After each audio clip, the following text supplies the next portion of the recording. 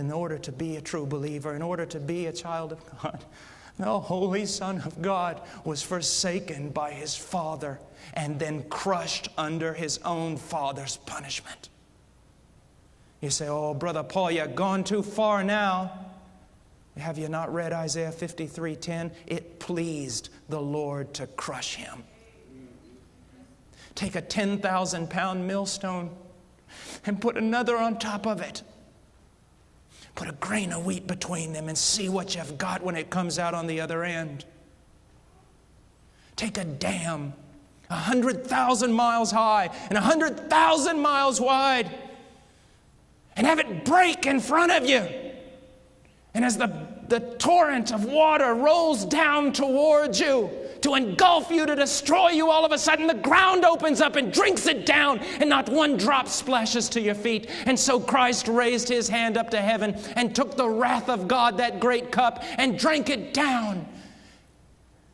And when He cried out, "It is finished," He turned it over and not one drop came out.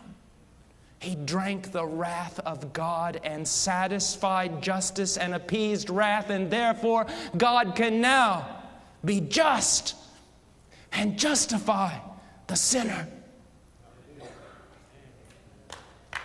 This is what He's done. This is what He has done. The Puritans spoke a lot about repentance, not only from sin, but repentance from good works.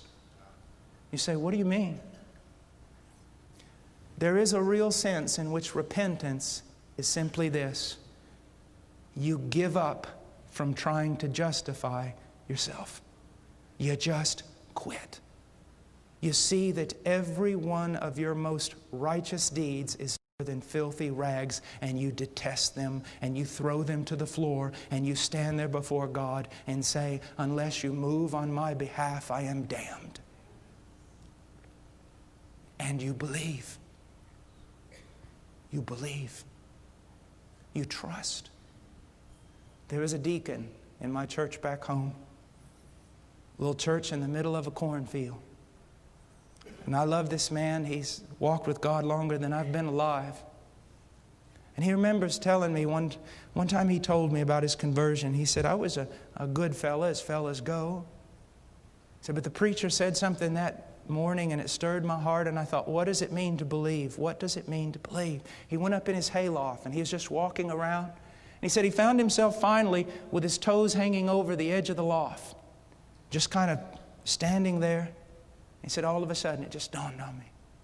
And this is what he said: Lord, I am going to trust, place my confidence exclusively, only in what your Son has done for me. And if that very thing, if what He has done for me is not strong enough to save me, then I will go to hell, because I will not trust in another thing. Right now, if this preacher died, he would go to heaven. Not because I spent years in the jungles and the Andes Mountains of Peru. Not because of piety, devotion, or Bible study. Not because of denominational affiliation, baptism, or participation in the Lord's Supper.